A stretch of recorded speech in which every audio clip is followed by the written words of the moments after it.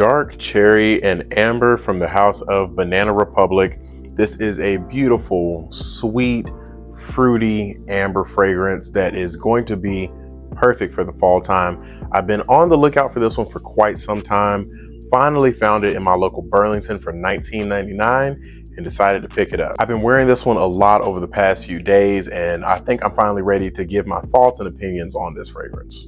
Before we get started though, if you are a fan of fragrances or this type of content, go ahead and give a like to this video and subscribe to my channel so that you can stay up to date on everything that I post from here going forward. Before we get into the smell and the performance of the fragrance, let's take a look at the presentation, what you're going to be getting when you purchase this.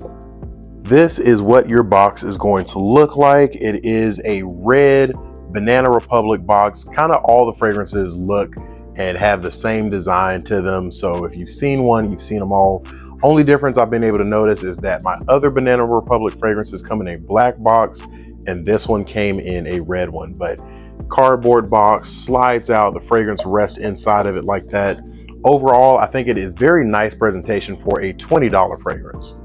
The bottle itself is that standard Banana Republic design, that rectangular glass bottle. It is very thick. It is a weighted cap, so it does feel fairly premium in hand. One thing that I do really enjoy about this line is that all of the bottle designs are very uniform, and in my opinion, I think that's very aesthetically pleasing when you look at it on a shelf. As far as your atomizer, it is a standard atomizer, fairly wide. It does shoot out decently far.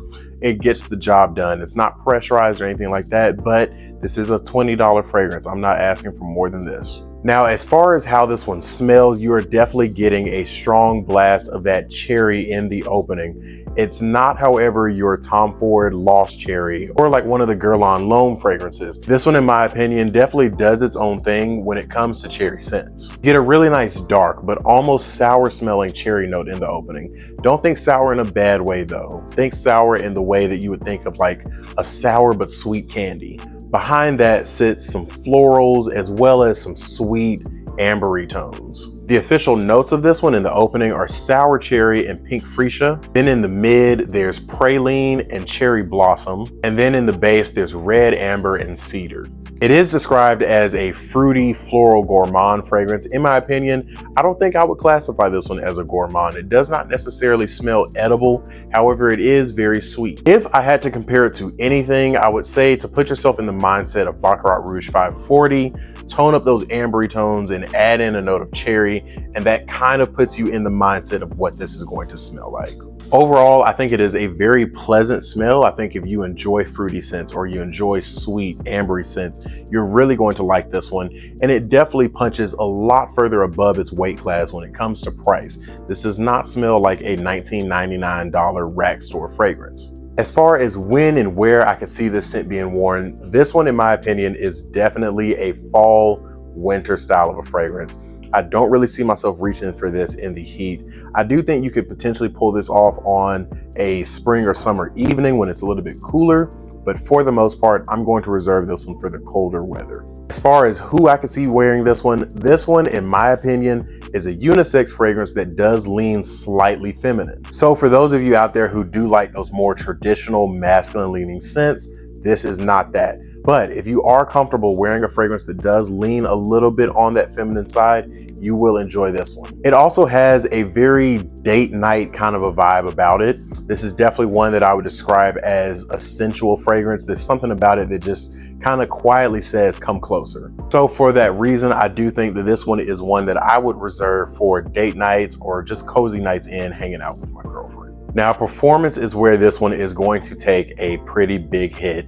I had very poor performance with this fragrance. On average, I was only able to detect this fragrance for about 4 hours tops. For that first 2 hours, it was really pushing off my skin, but definitely around that 3 to 4 hours, it had become a skin scent and you really had to be very close to me to pick up the scent. Now, like I said, when it comes to when I would wear this one, mainly I'm gonna be wearing this one for date nights. I'm gonna wear it for cozy nights. Maybe me and my girlfriend are just watching a movie together and I wanna throw something on. Those are gonna be the type of occasions where I throw this fragrance on. So I'm not too upset at the lack of performance, but with a fragrance that smells this beautiful, Of course, I wish it lasted longer. Now, when it comes to compliment factor, I do think that the compliment factor on this one would be pretty high.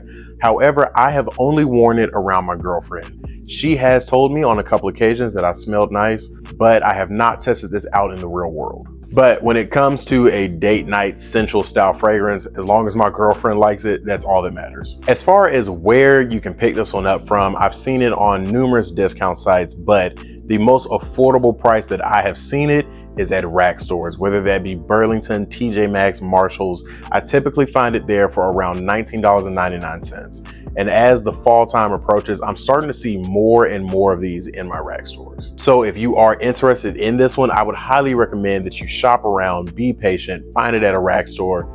Do not pay $30 to $40 like you might see it online. Overall, I would have to say that I am really enjoying this fragrance. I think it has an absolutely beautiful scent profile. Really, the only downside to this one is going to be that performance. But other than that, I am absolutely loving this fragrance. And I do think that it is going to get a lot of wear this fall and winter in my rotation.